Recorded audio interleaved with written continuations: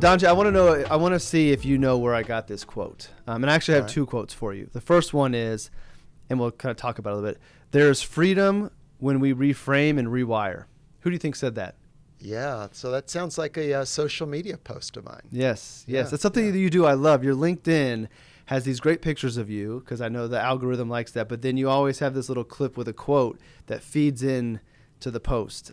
So when you wrote that, there's freedom when we reframe and rewire. What do you mean by that? Yeah, so for me, when I work with clients in financial behavior and things of that nature, I think of the reframe and the rewire. There's messages, the way our brain has taken something from a certain vantage point. That vantage point may or may not be accurate. And so, I think of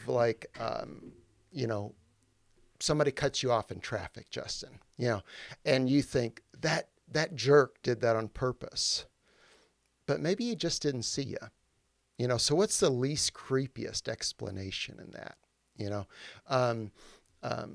This person meant to do this on purpose. This was just my destiny. All those things what if we reframe those? What if we looked at those from a different vantage point, a different movie angle? If we were rolling our own movie. I think you've used some of those analogies before in your own social media post.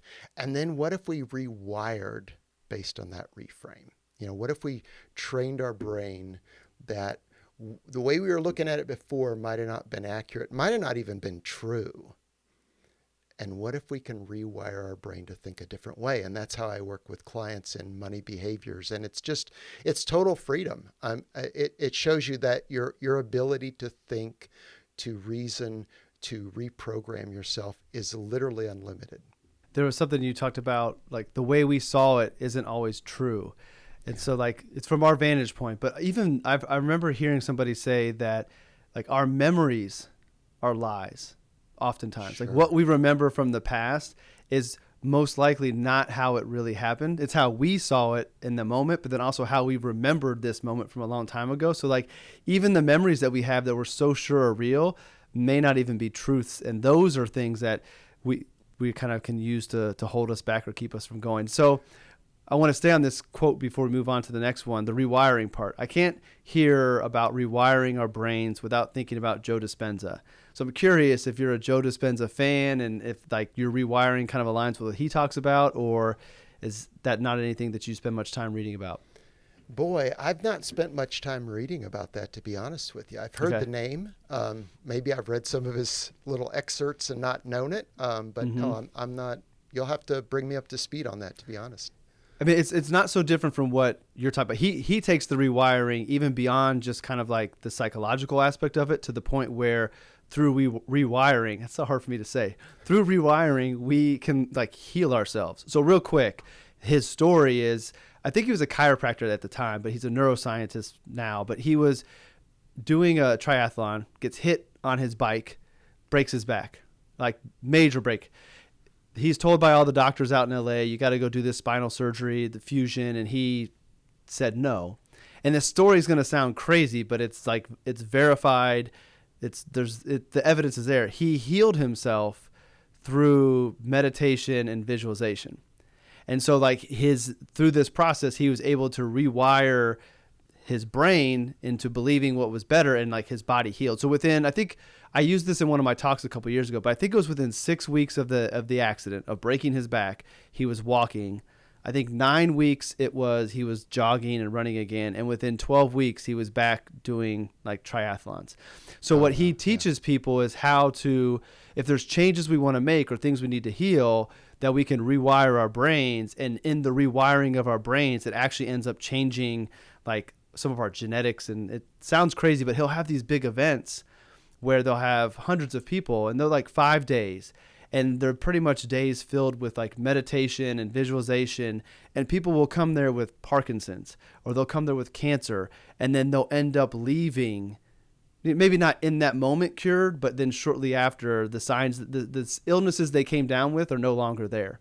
And so they have tons of peer review stuff, but it all is with this idea that we can rewire our brains. And he has these quotes was it nerves that fire together, wire together, and like all these little quips. But anyways, when you said rewire, I think automatic Joe Dispenza. He's got a couple books like Becoming Supernatural, and then I'll put links in the show notes, but I'll send you a couple books to check it out. It might even just give you some stories to tell as you're helping clients and stuff. It's really interesting stuff. Sure. Yeah, and I've actually read some other research about that, and I think I might have heard that story, or that testimony is probably a better way to say that. But there's a lot of scientific proof of how we can change DNA, and I think we're just now starting to really get somewhat of a grasp on that. But it's just interesting. It's fascinating, us humans, you know. All right, so the second quote, I think we can connect it to the first one. So one more time. The first one was, there is freedom when we reframe and rewire. This one is, again, from DonJay. I'll cheat and get everybody to know who it's from. First, the next one is, free yourself from false beliefs that hold you captive. Yeah. What do you think about that? Oh, yeah. I see that in my coaching. I saw that in my own personal life of just these, we can have these false beliefs, and a lot of them stem from childhood. They can come from grief and trauma, that I'm not good enough, I'm not worthy of love, I don't have value, my voice isn't important. And those are all just false beliefs. And, you can imagine someone who says, well, my voice, what I have to say, who I am, isn't important. And then they start to live a life of shape-shifting of sorts, right? That well, Justin won't really love me for what's really inside me. So I've got to try to shape-shift. And after a while, that's just so exhausting, right? And it's so untrue. It's so untrue. The people that love us because of who we are, not who we can pretend to be. So I think it's just all those lies that that get fed to us, and they can be through grief or trauma events. They can be through just life, that my voice doesn't matter. I'm not valued. I'm not loved. I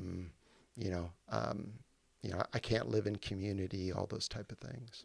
That's the scary part about being a parent, because I know that, like, I've read. I mean, I'm no way an expert in grief, and spend the time in it that you do, but I know that a lot of people's identity crisis, their struggles, like when I talk about finding the authentic life, the reason they're not living that version of themselves comes from, as you said, childhood, and oftentimes, like, parents inflict and don't even know that they're doing it. Like, that's the thing I think about. Like, how am I potentially messing my kids up when all I do is love them more than anything in the world? And I know I'm not a perfect dad, but like, is me cutting one of them off while they're talking one too many times going to trigger them to think, well, what I have to say is not valid, dad always interrupts me? Or, like, that's the scary thing, is I would never want to inflict any grief or trauma into the boys, but inevitably all parents are doing it by accident. And there's some parents that are assholes that do it, like, they do it because they have so much trauma,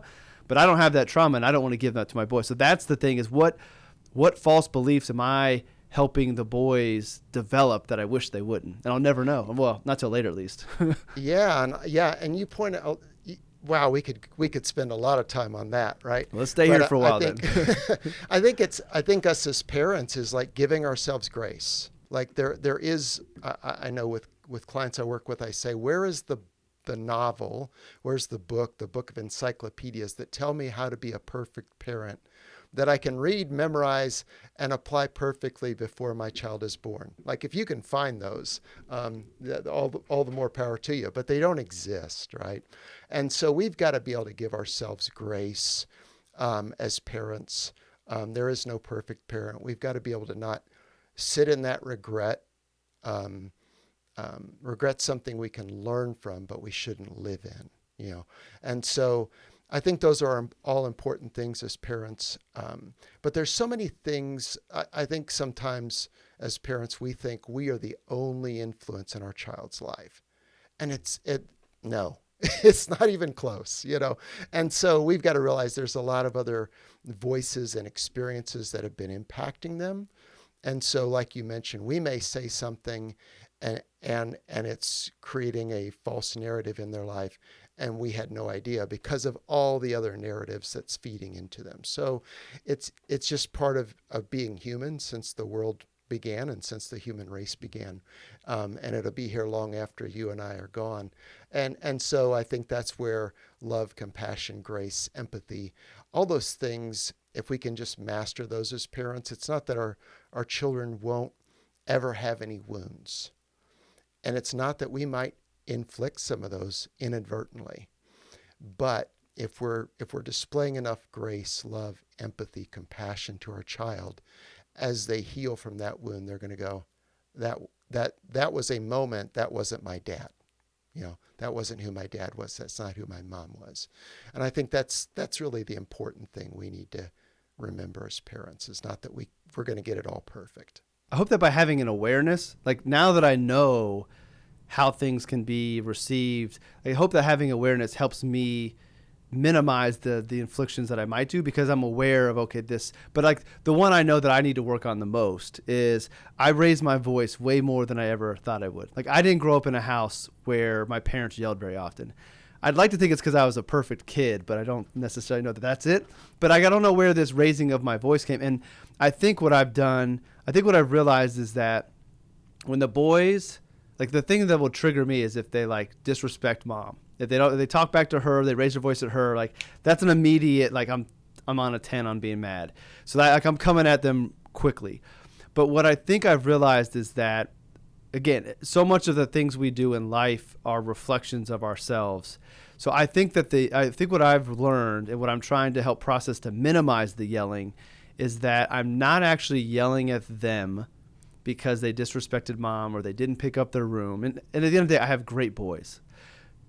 But what I'm yelling at is actually I'm yelling at myself for allowing them to be these boys that would disrespect their mom or would not listen to their mom. So like the yelling is actually going to them, bouncing back at me. And I'm mad at myself that when they were younger, I didn't instill this thing that they would never do that to mom. And at the end of the day, they're always going to do that. We talk to parents, all their boys are doing it. All their daughters are doing it. Like it's a part of growing up. And for whatever reason, I just can't let go of that. Like that's part of the growing process, and that their disrespect is not out of a lack of love. It's just them being 15 and 12 and 7. So again, awareness I think is good because I feel like they can help me work on it. Absolutely.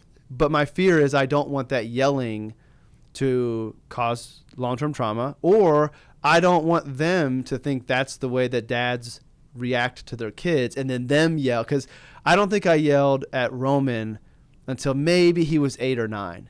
And so like he went through a lot of life where it's up. But Silas, on the other hand, he's a lot younger. He heard me yelling at Roman when he got to that age. So he's been around it more. So it's like, that's the thing I think about is like, what am I setting them up for the future that they're going to have to work through? And I know that working through things is part of life, but if I can minimize it as much as possible, then that gives them I think that gives them an advantage in life.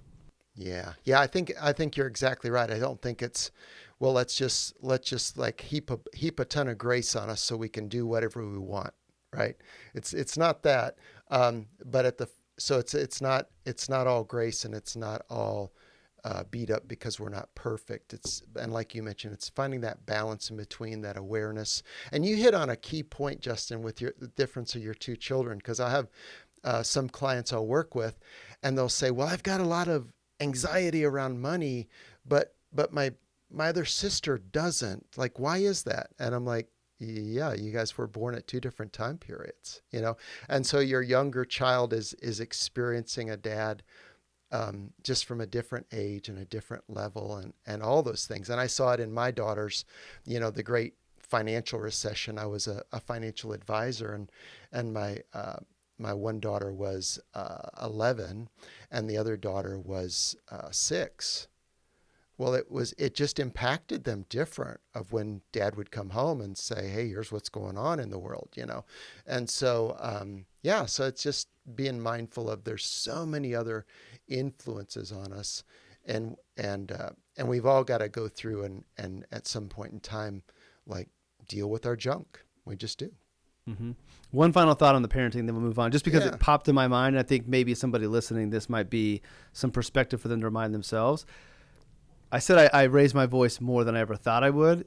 It's not the majority of my time spent yelling at the boys. And what I have to remind myself is going back to these, rewiring and reframing or these false beliefs, I'm hanging on to these few times that I yell, forgetting about all the other amazing memories that we have. And I'm stuck on like the time I yelled 2 weeks ago or something. So the majority of the time is not spent yelling, but why I benchmark to that or I anchor to that, I don't know. So just thinking about the total picture, like, okay, you raise your voice more than it should, but is it all of the time or is it just part of the time? And don't forget all of the good stuff that will hopefully, to your point, the boys will look back and say, that was a moment, that wasn't dad. All of this other amazing time together, that was really dad. Yeah. And you hit on these, you're just like getting into these real cool segues. So, I had a client I worked with and I was like, I do this exercise with them. I am blank with money. And her fill-in was, I am terrible with money. And I wrote about this in my most recent newsletter. And it was like, why is that? Right. And so she took a moment from her childhood and she couldn't get past it as far as like it replaying in her mind. Right. And then what we do is just what you said. We'll remember every bad instance that verifies that lie and further cements it and wires it into our brain of like, I am a bad parent. I am terrible with money, and we don't take time to remember all the good things. Right. And so I always do that with clients is I'm like, okay, if they're doing any type of evaluation, I always encourage people, name what you did well first. And you've got to come up with 3 things. And usually the person just pauses for a while, like, I'm not used to doing it this way. Usually I got this long list of what I did wrong, But if we can start thinking like, what are 3 things today that I did well? They can be little, they can be big. It doesn't matter. But what are 3 things I did well? I remember when I first came home and Silas came home running up to me and I was kind of stressed out.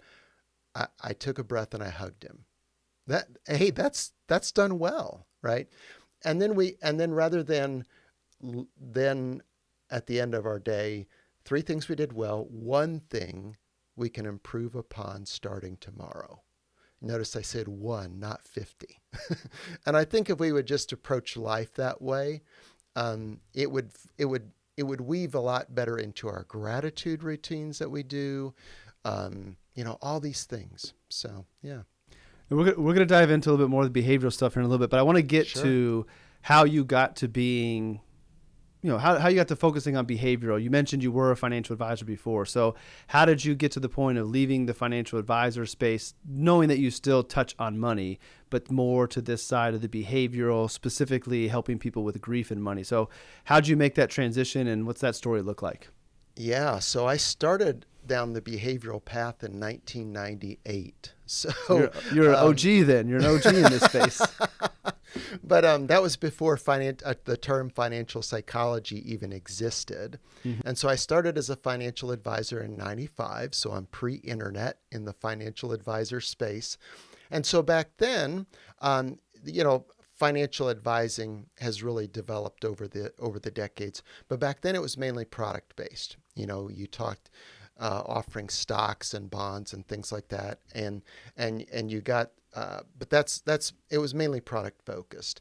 And so I'd been doing it about 2.5 years, and I had 3 clients that had passed away all in the same month, which is a big deal, right? And so I brought the 3 widows in, and I went through like, here's how your portfolio's doing, here's the forms you need to sign to get this into your name, da da da da da. And within bringing those 3 widows in, within 2 weeks of each one of those widows, their account fully transferred out. And I'm like, wait a minute, what's going on here? And at first, we all do, we go into blaming. Well, there must be another advisor who's poaching my business. They're reading the obits in the paper and going after these people. And so I pulled up the transfer forms, and it was 3 different firms, 2 of them being like 60 miles from town. Well, that's not it. So then I looked, well, it must be that they all went to the same church together or the same Lions Club or whatever and talked. Nothing was in common with these people except me, the dude in the mirror, And at the same time, the internet was coming on, E-Trade and all these things. And so I was thinking, man, if all I'm doing is offering a stock and they can go buy it here, why would they need me? And it was really a good combination of those two that said, well, what was I not giving these widows that they wanted? And it was really the empathy and to sit with the grief with them, to talk about the emotions in the room, the uncertainty that they were now facing, the anxiety, all those things. And so that's when I said, boy, if I can really get a good handle on this and one day master this, E-Trade will never replace me. And so that's when I started on this journey. And then in 2020, sold my practice and decided. So I started on that journey, and as an advisor, that was just my niche. That's what I did. Right. It was all about the emotions of the money and all that. And then in 2020, sold my practice and flipped to this more on a full-time mode, just doing the behavior finance itself. Mm-hmm. Do you miss the advisor days, or are you just enjoying what you're doing too much? I really like what I'm doing now. So, Mm-hmm. There's parts of anything that you miss, right? Mm-hmm. But I really love what I do, and I really love that I can spend more time doing it in a more focused way than I felt like I could as a financial advisor. So, Mm-hmm. yeah. So what does it look like today, maybe contrast to what you were doing as an advisor? I mean, obviously we can throw out the investment selection and all that type of stuff, but with the work that you're doing, knowing that the behavioral side is what you enjoy and what is kind of your strength, what does that relationship look like? How are you helping these clients? Yeah, very good question. So I'm just able to dive a lot deeper and spend a lot more time. Of course, a financial advisor's time is so divided. They're having to do annual reviews and make sure a portfolio's in balance, and someone's calling asking about what about this that I saw in the news, and what about this that was on the internet, and et cetera. And so I'm able to just take all that and kind of shove it off my plate, which frees up a lot more time to dig a lot deeper into the emotions and the experiences and things like values exercises, so people can discover their values. We've really got to dig down deep to find what I call these bunker truths. These lies that are deep down inside of us, really living in our subconscious. We might not spill out and I say, hey, Justin, all rich people are just evil, right? I might not say that, but you might be walking by me side by side and go, boy, you're not saying that, but you sure act that way, right? Oh, wow, I didn't know that. I wonder where that comes from, and so it's helping them take that time to find that lie, basically, right? That we're acting like it's a truth, dig it out by the root and rewire it. And that takes a whole lot more time than, being a financial advisor and having hundreds of clients would allow me to do. So what does the rewiring process look like? I mean, you kind of gave us the beginning of it, but once you kind of get in that bunker, you find the lie. What does the rewiring process look like? Yeah. So what I do is it's first it's really helping the client figure out how they're going to slow down. Busyness is our enemy in the world today, because as being busy, we have no time to think about our thoughts. So I don't have any time to get curious of why do I think what I think. So what I always tell clients in the first step, what are you going to give up in this season so that you've got time to work on you, to invest in you, right? And so as they do that, that creates a little more space in their schedule. And then there's exercises such as a money memory exercise, my 3 why exercises, that we just start to get curious in a non-judgmental way about why do I do what I do, or why do I believe what I believe? Justin doesn't feel that way. My friend doesn't feel that way. Why do I believe that? Or why do I act that way? And then it's looking at the Enneagram and seeing who I am on that scale. How do I act when I'm in balance, out of balance in my Enneagram type? Seeing how that fits in our money story of our past. And then we just start to connect the dots. And from there, able to start sitting with, and I have them do an exercise of a daily money journal. So today when I went shopping, I felt blank, right? Whatever it might be. Or today when my spouse brought up the word budget, I felt tense. I felt defensive, right? So I give them a feelings wheel and we do some money journaling. And then as we're breaking those down, we're doing those in meetings of like, hey, let's talk about that. When's another time that you felt defensive about money? Can you think back, right? And they might go, I remember the time, for example, my client who said, I'm terrible about money. It was a time when she went back to, she remembered she had lost a $10 bill her father had given her. And her father just berated her for it. I mean, it was bad, right?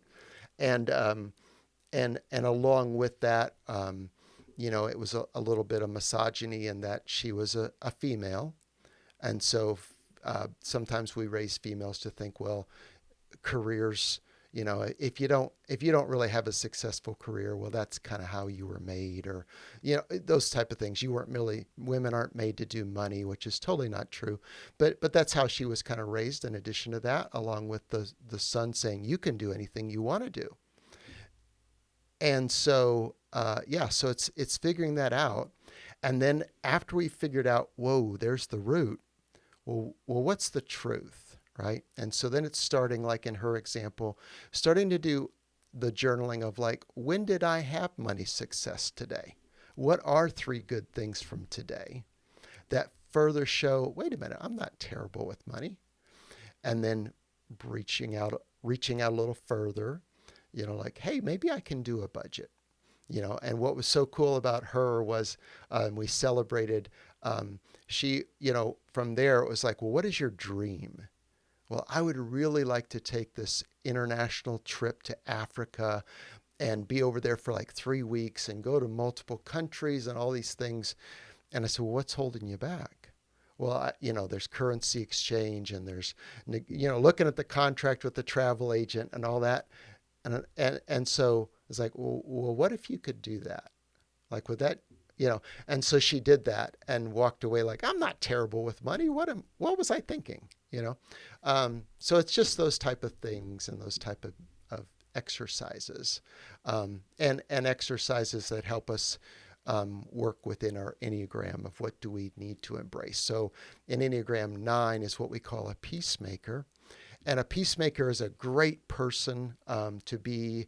I've got a friend who is a mediator when families are fighting over the inheritance, which is a job I don't want, But he's an Enneagram 9, and he's a very healthy Enneagram 9, and so he's called a peacemaker. And so he can walk in and just, like, he could see 2 diametrically opposite views and say, well, I can really understand your point and generally mean it. And the same with the other person, right?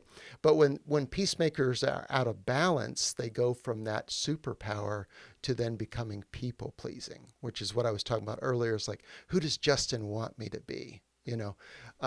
So it's helping them when they're out of balance also step back into balance to what their true self is really wanting inside of them. I want to talk more about grief, but before we get there, the people that come to you, are they coming to you post-event or post something happening? Because here's the reason I ask.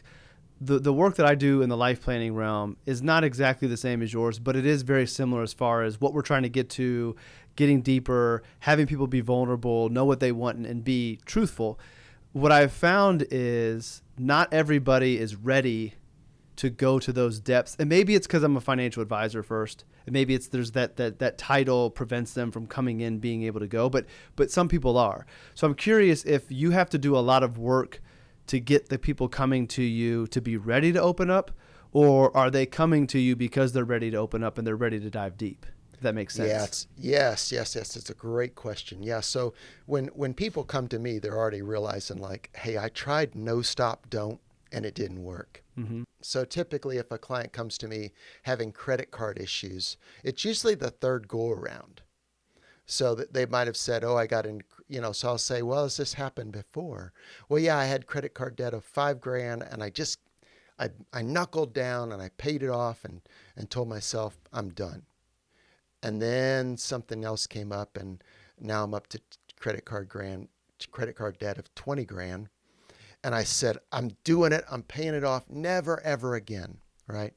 And usually it's that third go around that they're like, that didn't work, no, stop, don't. Yeah. So that's usually when I get the call is it's like, I something's got to change. Which makes sense. There's that old saying, or I don't know if it's an old saying, but it's people are ready to change when the pain of not changing is greater than the pain of change. So like they've hit that. So it makes sense that it would be multiple times of trying to do it themselves to realize, all right, I can't do it by myself and I'm tired of this. So going to the grief side of things, like when I hear grief, I think of grieving like the loss of a loved one. When you are talking about grief, it's mostly around how people have a relationship with money, right? Like there might be some grief of a lost one, but I guess let me step back and let you define. When you're talking about grief and the work that you do, tell me about that grief. Yeah, so I'm talking about any life transition. So you hit a great point there. Sometimes we'll say grief, and they'll hear, well, DonJay does financial behavior coaching with an overlay of grief and trauma, and they'll say, well, I've not had any grief. Well, if we've went around the sun enough times, we've had something we've had to say goodbye to, right? And so when we think of grief, we got to think of it beyond death. We got to think about, if we move out of, I think of my wife and I that we raised our children in a home, in a community, and then we needed to sell that home and move to a new community. Well, that was grief. We were saying goodbye to that. And there's a healthy way to do that and an unhealthy way. But and divorce, we're saying goodbye to something that we once thought would be, forever. And we committed and pledged our lives to it. Now we have to say goodbye to it. So what I do is grief and trauma are stressor events. And in that stressor event, we tell ourselves another set of bunker truths. And they'll usually reinforce some of our money behaviors. And it might even be a bunker truth about money. And so it's not only looking at our past money story, but where do we have life transitions? Retirement is a beautiful event. It should be celebrated, but it's also a time to grieve a little bit and say goodbye to what we knew for such a long time. So it's just getting clients, looking at those as stressor events and what was going on then, what was going on with money during that time period, what was I telling myself about money, about relationships, about my faith, just using those as other ways to dig deeper into what's really inside of us. I think people underestimate how challenging of a time retirement can be. Because of the way it's been, the way with the stories been told to us is like, that's the day we're looking forward to. We work for all these years, we put our kids through college, we do all these things, and then finally we get to live when we retire. But what I've seen, I'm sure you've seen, is that for a lot of people, for some people there is that date, but eventually some things happen later on. And I've seen a lot of people have like an identity crisis. Like depression in retirement doesn't sound like it should be, but it happens because this identity that I was for 40 years is no longer there. And like, who am I? What's my purpose? How am I contributing to the world? Like you can only play so much golf or, go to lunch with friends so many times before you kind of want more out of life. And people definitely struggle with retirement way more than we think we do. Yeah. It's a great point. I can't think of the statistic right off the top of my head. There's a friend of mine, Ermos, that could tell you right away. But, TV watching actually goes up dramatically with people who retire, but so does drinking. So does alcohol consumption. It's because what channels are they watching? They're watching Fox or MS. They're watching the worst channels to watch. Yeah, it all sounds pretty depressing to me. But And yeah, then, so I want to clear the thing up real quick. I know I said Fox, but MSNBC, like all of them. I'm not picking on one network. They all are terrible. Go watch the Discovery Channel or something, and I doubt you're drinking as much if you're watching the news. So I'm not picking on any one news channel. No. So, but yeah, so I think we've got to start looking at whenever we're in transition. Mm-hmm. And I think what I've seen in society is, we don't realize we can hold grief in one hand and joy in the other, right? So what we do, so your retirement example is a perfect one. Well, man, I'm supposed to be happy in retirement. I mean, I had a big retirement party at work. Everybody's saying congratulations, right? Why am I feeling this weird tug? Oh, put that away. Let's bury that as deep as it can get inside of me, which is never good. And I'll just put on a happy face. And if anybody asks me how's retirement, I'll say, it's awesome, man. You got to do it. All right. Meanwhile, that I always say emotions don't go, emotions don't vanish because we banished them. They just fester and come out sideways. And so that's what happens to us. Eventually that emotion, I think of grief like we've told it to go sit in the back of the room. And finally it's tired of sitting in the back of the room and it runs to the front, grabs the mic and starts shouting, And that's what's happening, I think, a lot in people's lives today because they haven't just said, hey, it's okay that I can grieve a little bit of retirement or grieve moving out of the house I raised my children in, even though I'm happy that we're going to this dream home or we bought this house on, whatever, right? It's been our dream for all these years working with our financial advisor, right? I can hold joy in one hand and still hold that loss in the other and sit with both. And I think if we sit with the grief, we sit with the transitions of life, we're going to learn so much more. And we're also going to be able to embrace joy and embrace happiness on a whole new level. And until you do it, you think, well, DonJay and Justin are just talking crazy talk, but I got to tell you, it's 100% true. Yeah, I was going to say, you kind of I was going to say, by sitting with the grief or the loss and not burying it, it will eventually allow you to appreciate the other side that much more. How do we know what we might be battling is grief? Like, I think there's the extreme where it's obvious, but sure. I bet there are a lot of people that when they come to you, grief isn't on their mind. They don't feel depressed. They don't feel sad. But so how can we begin to maybe identify that what I'm dealing with maybe is a little bit of grief? And like, I don't know if there's characteristics or things, but like, what have you seen as like hidden signs of grief, I guess? Yeah, I think it's just opening up our minds to redefining grief, that grief is a life transition. In any life transition is grief, and so it's learning how to sit with that, which again gets into slowing down, right? Because we're so busy in life, we say, I ain't got time for that little tug on my heartstring or whatever, and so slowing down, and then just sitting in like, wow, that was sad, I think, and some of this is using the feelings wheel that I use with clients. I think about Brene Brown did a thing. It's been some years back, and she had, I think, 1,500 different people, and she just asked them each day to write down like what they were feeling, whatever emotion they were feeling, and I think it was like, I'm going to misquote, but it was a huge percentage, maybe 80%. All they wrote down for like a long time period, like 90 days or something crazy like that. Mad, sad, happy. Mad, sad, happy. Where is joyful? Where is ecstatic? Where is just frustrated, right? And so it's us slowing down, looking at those life transitions and going, is there anything in that I miss? And it's okay. And then I think once we recognize that, we just get a lot better at saying goodbye to things, so we can really embrace the next chapter. I want to talk about your personal story as well, because you have a pretty cool and resilient story I want to get at, and I think it'll be a good kind of ending to the conversation. But before we get to that, is there anything else along grief with money or just grief in general that maybe we missed on that we want to kind of use to wrap up this part of the conversation? Oh boy. I think just not resisting it when we feel it inside of us. I think not, judging other people's grief, not setting a timeline to it. Yeah, not comparing grief. Well, Justin, you had this happen to you, so I lost my cat. You lost your mom.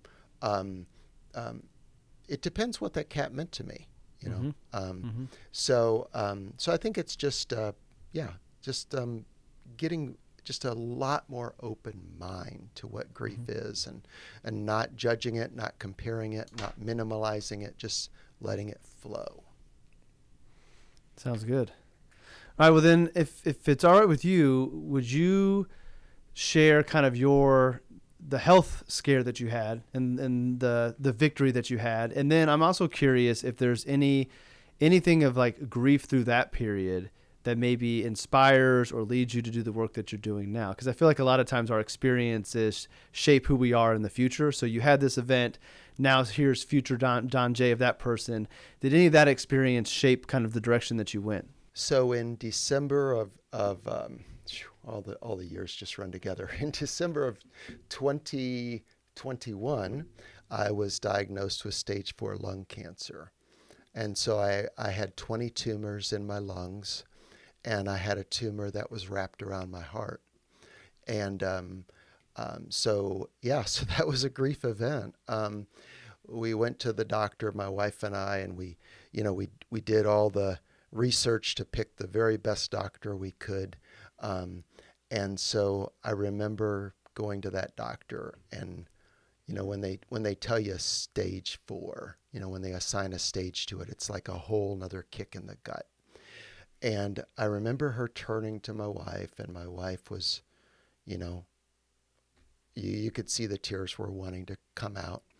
And she grabbed her by the wrist, and she said, "I will do everything I can to save your husband, but you need to prepare that he might not be here this time next year."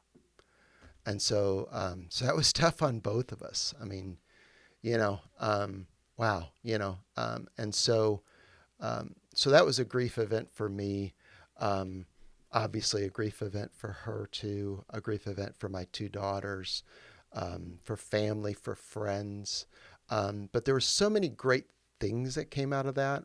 And so today, cancer-free, that's gone. And so, there were so many great things that came out of that. Me reaching out to people and really embracing a crew, having a community and crew was always hard for me before that. And so finding my crew and my community, and I always say you should have 3 friends that you can call at 2 a.m. And all you hear on the other end is, "Let me put on my shoes." That whatever you need, they're like, "Let me put on the shoes," or maybe they're like, "Let me put on coffee," because I'm coming over, So it really helped me realize that I needed that in my life. And so I have 3 friends like that today. Finding gratitude in the smallest stuff, that was during COVID. And so, getting the biopsies and all that stuff, you had to take the COVID test. And if you didn't pass the COVID test, you couldn't do the biopsy, and you couldn't do this. And so I remember just feeling so isolated. And we had a pretty bad snow and ice storm that came through. And my neighbor, Bobby, came over, didn't ask him to, just comes over, plows the drive, starts shoveling. And so I sat out on the porch, and I said, "Do you mind if I just talk to you while you're shoveling? Like, I just need I need a real human face to face here besides my wife to talk to." And he's like, "No, that's fine." And I remember that night writing in my gratitude journal, like, how good that felt, And I like going back to that once in a while to just remind myself the simpleness of life can feel so good and so rewarding. So just discovering the beauty in the simple, discovering the beauty in the slow. Um, yeah, there was just a lot of lessons there. Even before that, kind of what brought me to grief and trauma was I had trauma in my life when I started at 8 years old. Was when I started having childhood trauma. And then my mom passed away at age 12.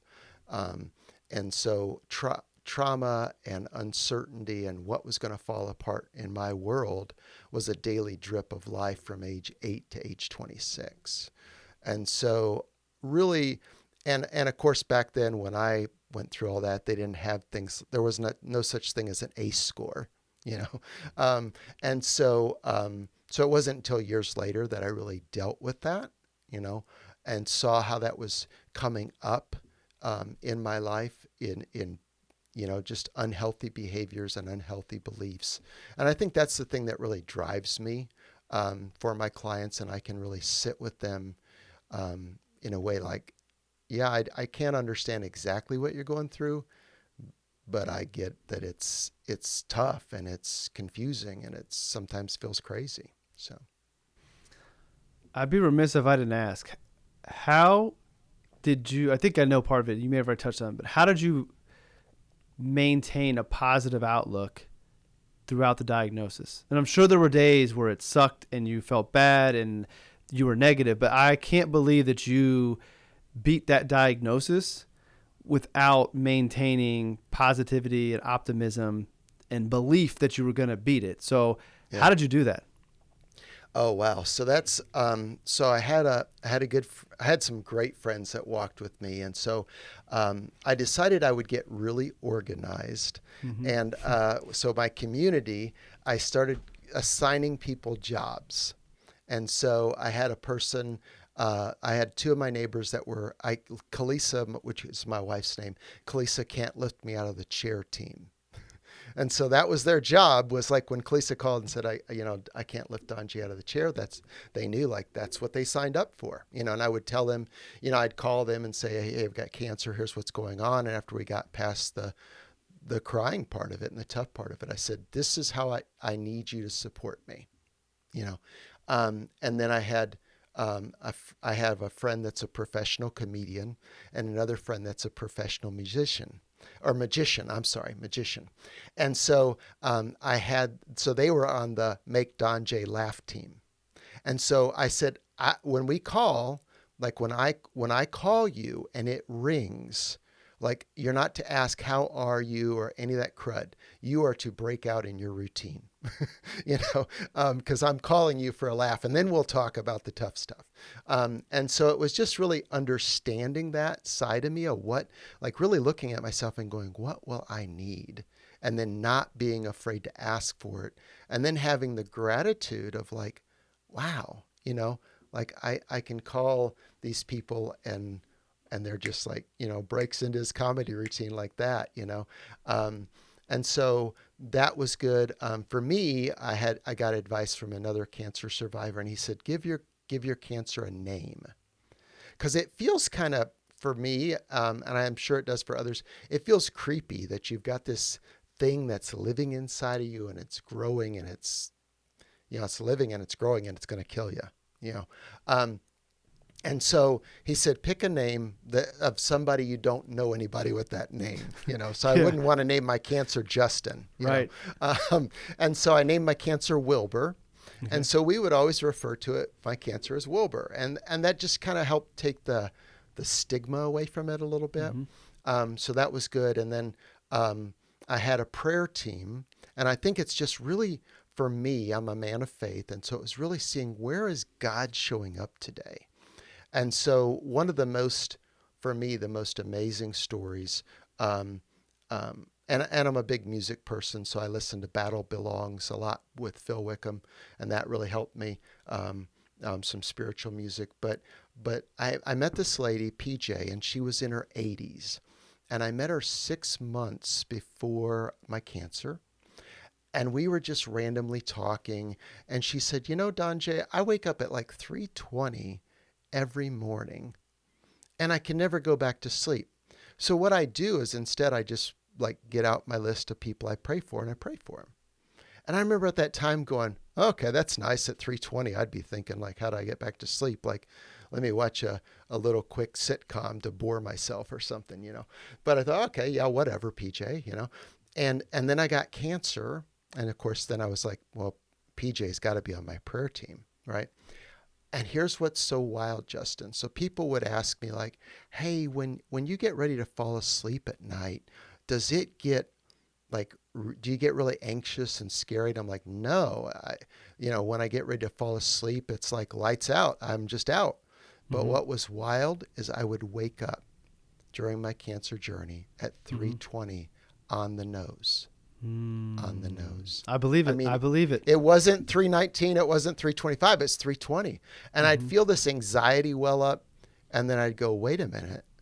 Like PJ's praying for me right at this very moment. And so I think it's just, here again, it gets back to slowing down and recognizing like what in the world's going on in our life. So those were things that helped get me through. I want to point out one thing that I'm sure you've reflected on this in your gratitude, but to have a community that would be there for you in the way that you asked them to be there says a lot about you. Like people don't do that for people who aren't good people in return. So if you've never thought about it, I just want to make sure you realize that, hey, like you're a hell of a guy if people are willing to do that for you, which is pretty cool.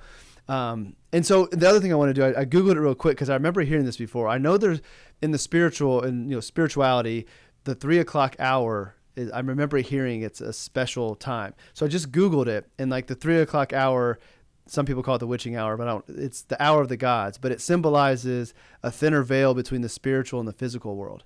So if you think about PJ, like she may have been doing her prayer at the best time to be closer to the divine and have these awesome outcomes, which is really, really cool. Like when you said 3:20, I was like, I know there's something special in the spiritual world about that, which is pretty cool. And isn't that wild how we keep discovering more stuff like that? And I love the synchronicity between you woke up at 3:20 and it, some people might say, that's coincidence or it was in DonJay's subconscious and he had this internal clock, which that very well could be, but I would much rather choose like the amazement and the awe of the fact that you and PJ were so in sync that you would wake up at the moment that she was praying for you. Such a cool, like a wink from the universe. I love those stories because I want more people to see those stories, because going back to finding a little moments of amazement and finding good things in life, if you can catch one of those moments, it's just like reminds you that like, okay, even though there's a lot of bad things going on, life is really, really amazing that I can have a connection with somebody like that. It's so cool. Yeah. And what's so wild about that, to go even a little bit deeper in that. So I didn't know that at the time, but PJ had lost her son, Stephen, to cancer, and she was still mourning Stephen. And so for me to come along and she see, this healing journey and to be a part of that. And she would, if we had her on the podcast right now, she's like, you don't know what DonJay did for me. Well, the feeling's mutual, but I just think about like you say, like, okay, 3:20 plus she's mourning her son who died of cancer, plus you come along, into her life. I don't know. That's quite a many stars to align by accident in my mind. I don't believe in coincidence or accident. It's all part of a bigger plan, and who knows why. But that's a really cool story. Well, I want to thank you for joining me. I mean, the first time we chatted, we had been going back and forth on LinkedIn, and I do want to tell you that your engagement on my posts on LinkedIn was really meaningful. Like to have somebody who saw what I was saying and understood it and giving feedback and engaging with it really was meant a lot to me. So I appreciate all that. But as soon as we talked, despite the fact that, come to find you're only like 3 hours away, you're down in Evansville and I'm up here, like we're close but far enough away, but I just knew that you were somebody that I would want to continue to talk to and learn from, whether that be learn from you like this or just continue to read what you put out there.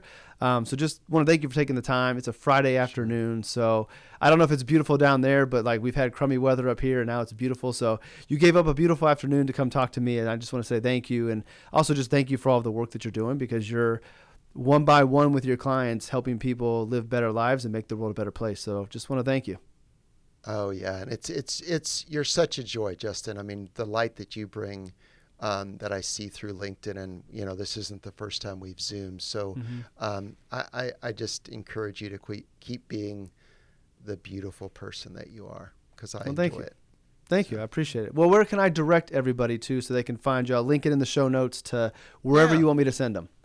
Yeah. So on social media, LinkedIn, and that's just under my name, DonJay Rice. On Instagram and Facebook, it's under my company's name, Drumbeat of Wealth. So if you just do Drumbeat of Wealth, and then there's my website, drumbeatofwealth.com. And there's links in there as far as on my website, as far as signing up for a newsletter, looking at other newsletters I've written in the past. Your podcast, of course, will be linked in there along with other guest podcasts I've done. So yeah. All right, I lied. One more question, and I should have thought of this earlier. Drumbeat of Wealth. What made you pick Drumbeat? Tell me the significance of that, and that'll take us out. Yeah. So wealth. Edward Young once said, "Wealth is a state of mind." Mm-hmm. So it's a play on his quote that wealth is a state of mind, right? It's not a number. Mm-hmm. And then drumbeat. I've always loved the quote, "We all march to the beat of a different drummer." So recognizing that even though I have a process that I work with clients, I want to always embrace and hold the uniqueness of each client as we work together. Beautiful. I love that. Sure. All right. Well, thank you again, DonJay. I appreciate your time, your expertise. Everybody, I'll send you to his website and all those down below. But hope you have a great weekend, and looking forward to catching up here just off of the podcast and just catching up in the future. Sounds great.